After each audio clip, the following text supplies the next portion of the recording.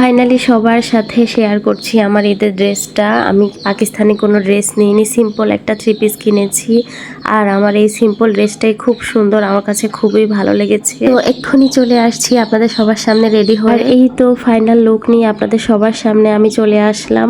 Personally আমার কাছে মনে হয়েছে 5-6 হাজার টাকা দিয়ে আমি একটা ড্রেস কিনবো, কিন্তু ওই ড্রেসটা আমি কতদিনই বা পরবো।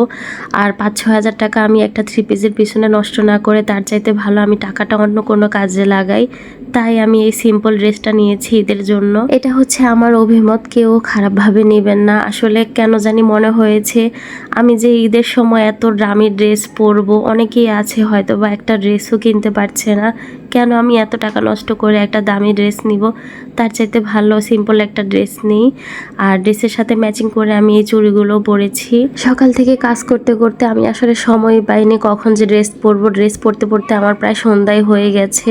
সংসারের কাজ তো অনেক কিছুই আছে।